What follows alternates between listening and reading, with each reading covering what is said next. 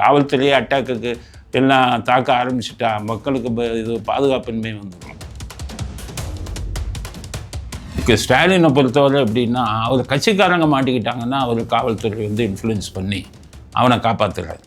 ஆனால் மற்ற விஷயம் கட்சிக்காரன் இல்லைன்னா அவர் போலீஸுக்கு முழு அதிகாரம் கொடுத்து ஞானசேகர் விஷயத்தில் தலையிடுவார். ஏன்னா மாட்டினவன் கட்சிக்காரன், தெய்வ செயல்ங்கிறவன் கட்சிக்காரன். அந்த ஒரு பெண்ணுக்கு பாலியல் பலாத்காரம் கட்சிக்காரன் வந்தால் ஸ்டாலின் தலையிடுவார். மற்றதில் இது சுதந்திரம். எடப்பாடி ஆட்சியில் காவல்துறைக்கு முழு சுதந்திரம் கொடுத்தாங்கிறது உண்மை. ஜெயலலிதா அவங்க எல்லாம் இருக்கும்போது மந்திரிங்க கூட கமிஷனர்கிட்ட பேசக்கூடாது, பேசின கட்சி விட்டு தூக்கிடுவாங்க. எம்ஜிஆர் இருக்கும்போது போலீஸ் ஸ்டேஷனே போகக்கூடாது, கட்டளையே போட்டார். என்னென்னா அதிமுகக்காரங்க யாரும் போலீஸ் ஸ்டேஷனும் கட்ட பஞ்சாயத்து போகக்கூடாது. ஏன் அப்படி போட்டாருன்னா 71 கருணாநிதி இருக்கும்போது ஒவ்வொரு போலீஸ் ஸ்டேஷன்லையும் திமுகக்காரன் ஒரு பெரிய கருப்பு சிவப்பு துண்டை போட்டு போய் கட்ட பஞ்சாயத்து பண்ணான். அப்புறம் தான் எம்ஜிஆர் ஆட்சிக்கு வரும்போது கட்சிக்காரன் போகாது. ஜெயலலிதா அதை ரொம்ப ஸ்ட்ரிக்டாக ஃபாலோ பண்ணாங்க.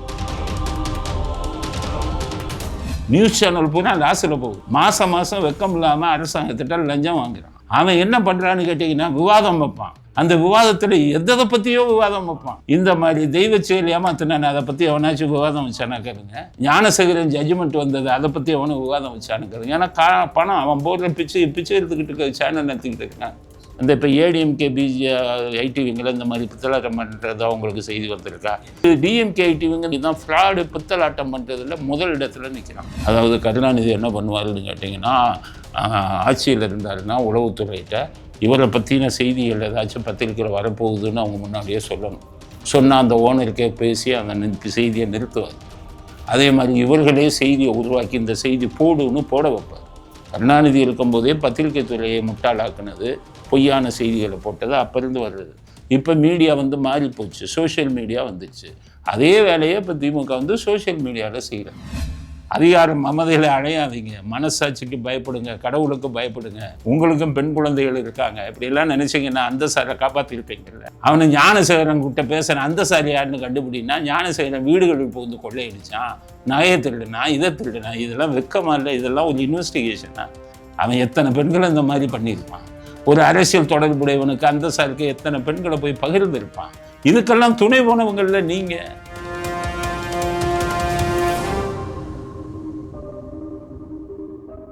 பொதுவாகவே ஒரு கூற்று சொல்லுவாங்க சார், அதிமுக ஆட்சி இருக்கிறப்பெல்லாம் அதிகாரம் போலீஸாரோட கையில் இருக்கும். பட் ஆனால் திமுக ஆட்சி எல்லாம் வந்துருச்சுன்னா அதிகாரமெல்லாம் ரவுடிகள் கையில் மாறிடும் அப்படின்ட்டு முன்னாடியெல்லாம் நம்ம சோஷியல் மீடியா இல்லாத காலத்தெல்லாம் பொதுவாக வழக்கு சொல்ல வந்திருக்கும் சார். பட் அது இப்போ நிரூபணமாகுதோ அப்படின்ட்டு ஒரு சந்தேகம் வேறு வருது சார். இல்லை, ஸ்டாலினை பொறுத்தவரை எப்படின்னா, அவர் கட்சிக்காரங்க மாட்டிக்கிட்டாங்கன்னா அவர் காவல்துறை இன்ஃப்ளூயன்ஸ் பண்ணி அவனை காப்பாற்றுறாரு. ஆனால் மற்ற விஷயம் கட்சிக்காரன் இல்லைன்னா அவர் போலீஸுக்கு முழு அதிகாரம் கொடுத்துருவார். இந்த பிரச்சனையில் ஸ்டாலின் தலையிடவே இல்லை, ஏன்னா கட்சிக்காரன் இன்வால்வ்டு இல்லை. இதே இது ஞானசேகர் விஷயத்தில் தலையிடுவார், ஏன்னா மாட்டினவன் கட்சிக்காரன், தெய்வ செயல்ங்கிறவன் கட்சிக்காரன். அந்த ஒரு பெண்ணுக்கு பாலியல் பலாத்காரம். ஸோ கட்சிக்காரன் வந்தால் ஸ்டாலின் தலையிடுவார். மற்றதில் இது சுதந்திரம் கொடுக்கும். ஆனால் பொதுவாக நீங்கள் சொல்கிறது உண்மை. அது எடப்பாடி ஆட்சியில் அதிமுக ஆட்சியில் காவல்துறைக்கு முழு சுதந்திரம் கொடுத்தாங்கிறது உண்மை. ஜெயலலிதா அவங்க எல்லாம் இருக்கும்போது மந்திரிங்க கூட கமிஷனர்கிட்ட பேசக்கூடாது, பேசின கட்சி விட்டு தூக்கிடுவாங்க. எம்ஜிஆர் இருக்கும்போது போலீஸ் ஸ்டேஷனே போகக்கூடாது, கட்டளையே போட்டார். என்னென்னா அதிமுகக்காரங்க யாரும் போலீஸ் ஸ்டேஷனும் கட்ட பஞ்சாயத்து போகக்கூடாது. ஏன் அப்படி போட்டாருன்னா 71 கருணாநிதி இருக்கும்போது ஒவ்வொரு போலீஸ் ஸ்டேஷன்லேயும் திமுகக்காரன் ஒரு பெரிய கருப்பு சிவப்பு துண்டை போட்டு போய் கட்ட பஞ்சாயத்து பண்ணான். அப்புறம் தான் எம்ஜிஆர் ஆட்சிக்கு வரும்போது கட்சிக்காரன் போகாதுன்னாரு. ஜெயலலிதா அதை ரொம்ப ஸ்ட்ரிக்டாக ஃபாலோ பண்ணாங்க. ஆனால் இவங்களவுக்கு மோசம் இல்லை எடப்பாடி ஆட்சியில். இவங்க ரொம்ப ரவுடித்தனம், இது இவங்களை சாதகமாக பண்ணுறது காவல்துறையை. அந்த அண்ணா யூனிவர்சிட்டி பொண்ணு விஷயத்தில் என்ன நடந்தது சொல்லுங்கள். அந்த பெண்ணுக்கு நியாயம் கிடைச்சதா? இது கிடைச்சதா?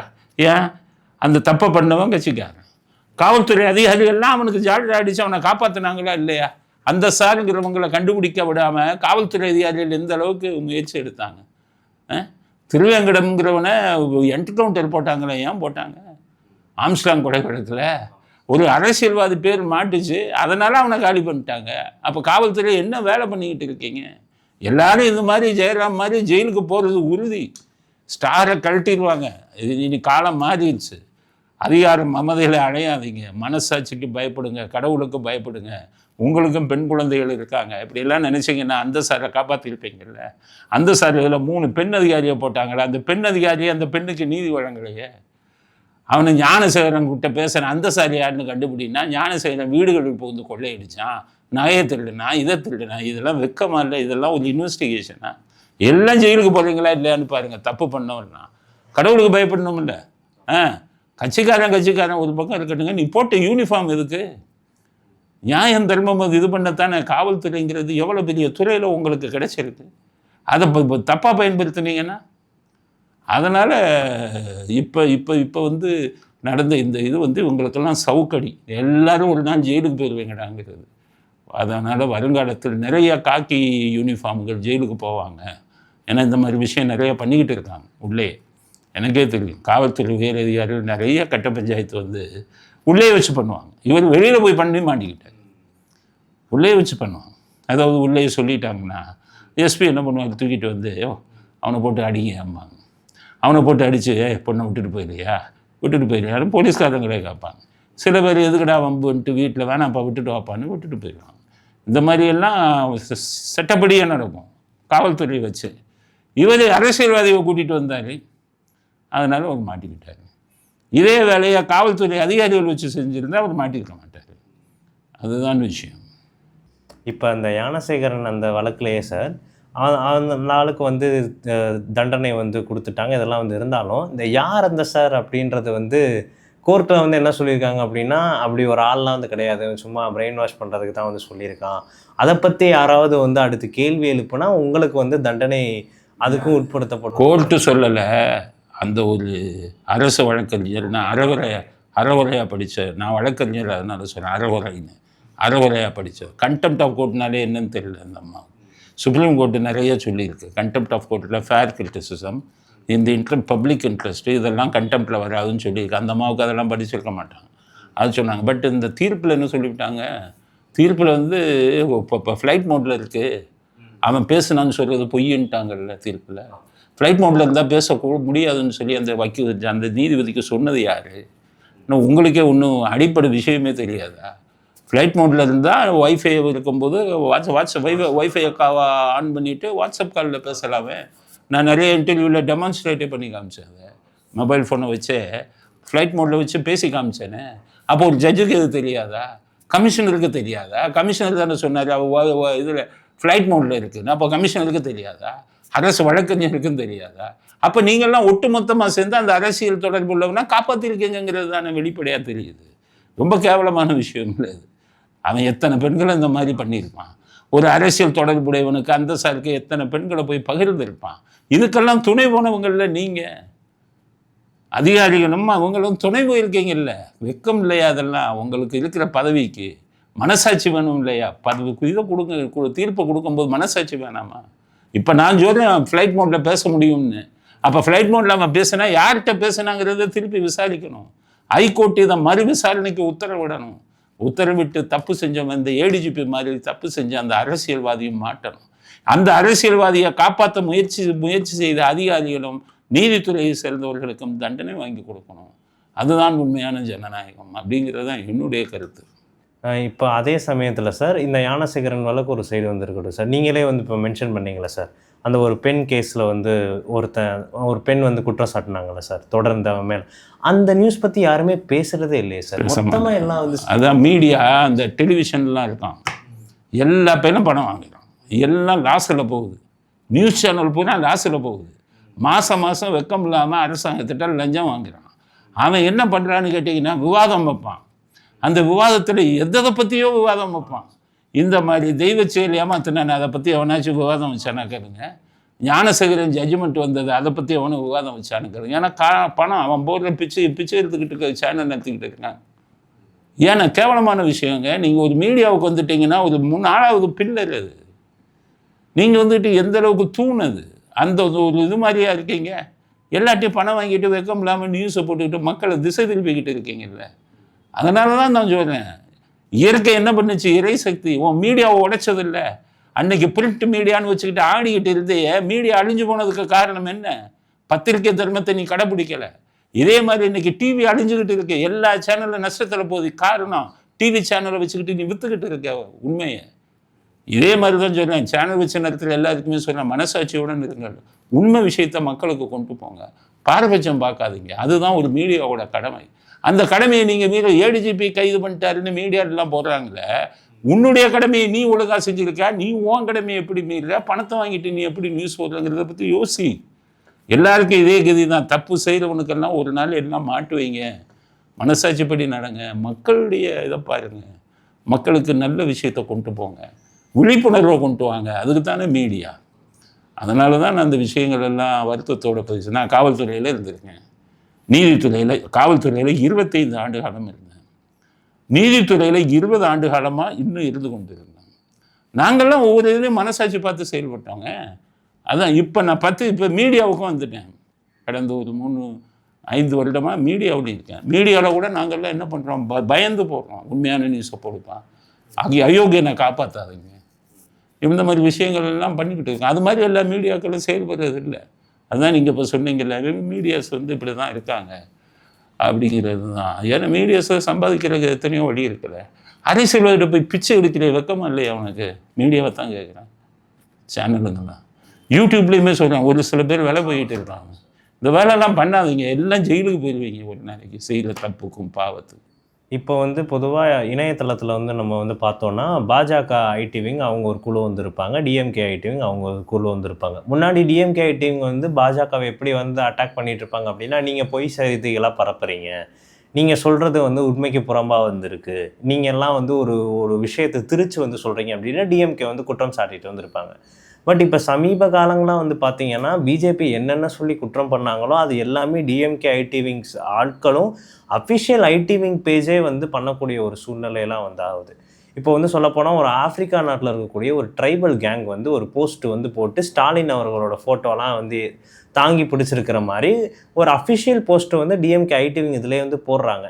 ஏன் பார்த்தீங்களா எப்படி நம்மளோட புகழ் நாடு கடந்தெல்லாம் பரவி இருக்கு அப்படின்ட்டு. பட் ஆனால் இது பார்த்தீங்கன்னா அவங்களோட அஃபிஷியல் வெப்சைட்லேயே, அந்த ட்ரைபல் கம்யூனிட்டியோட அஃபிஷியல் வெப்சைட்லேயே நம்ம பே பண்ணால் யாராக இருந்தாலும் பண்ணுவாங்க.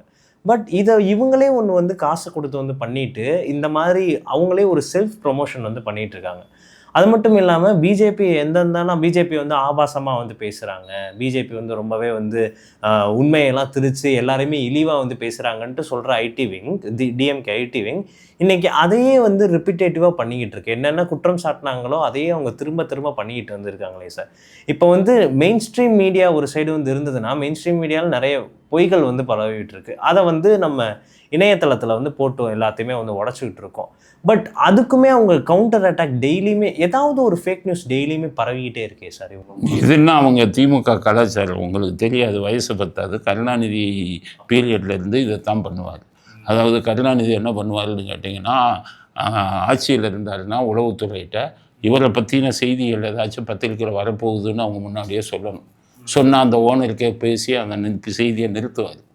அதே மாதிரி இவர்களே செய்தியை உருவாக்கி இந்த செய்தி போடுன்னு போட வைப்பார். கருணாநிதி இருக்கும்போதே பத்திரிகை துறையை முட்டாளாக்குனது, பொய்யான செய்திகளை போட்டது அப்போ இருந்து வர்றது. இப்போ மீடியா மாறி போச்சு, சோஷியல் மீடியா வந்துச்சு. அதே வேலையை இப்போ திமுக சோஷியல் மீடியாவில் செய்கிறாங்க. இது ஒரு இது இல்லை. அதனால் அவங்க எப்போவுமே அவங்க கலாச்சாரம் இப்படி.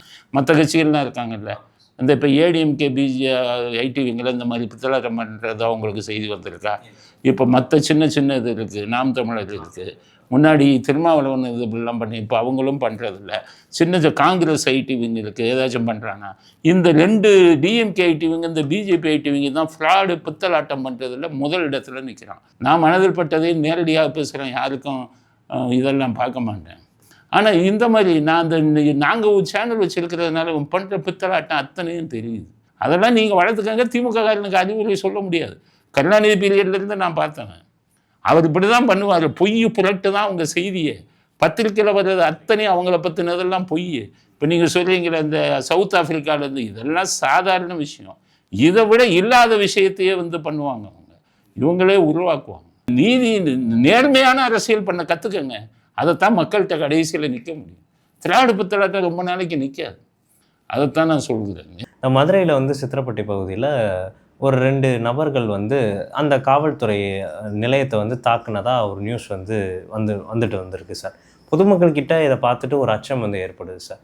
இந்த மாதிரி ஒரு காவல் நிலையத்திலேயே இப்படி ஒரு சம்பவம் வந்து நடக்கிற பட்சத்தில் நம்ம சாதாரண ஒரு ஆளுங்களாம் வந்து இருக்கிற பட்சத்தில் ஒரு சாதாரண பொதுமக்களுக்கு எந்த அளவுக்கு நம்ம ஊரில் பாதுகாப்பு வந்து இருக்கும்? இல்லை காவல்துறையை அட்டாக் பண்ணுறது பல காரணங்களில் அட்டாக் நடக்கும்.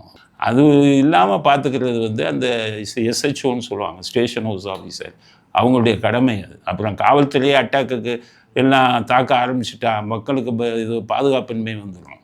அதனால இதெல்லாம் பார்க்காம இந்த எஸ்ஹெச்ஓ பார்த்துக்கணும். இந்த மாதிரி அட்டாக் வந்ததுன்னா அவர் டிஜிபியில் இந்த உங்க எஸ்பி இவங்களே வந்து அந்த அதிகாரிகளை மாற்றிடுவாங்க. யூ ஆர் இன்காம்பிட்டன்ட், நீ இந்த லாயக்கல்ல, நம்ம போலீஸ் காவல்துறை நிலையத்தை அட்டாக் பண்ணுற அளவுக்கு நீ வந்து நிர்வாகத்தை நடத்த தெரியலன்னு சொல்லி மாற்றுவாங்க. ரொம்ப நன்றி சார், உங்களோட நேரத்துக்கும் உங்களோட தகவலுக்கும் ரொம்ப நன்றி சார்.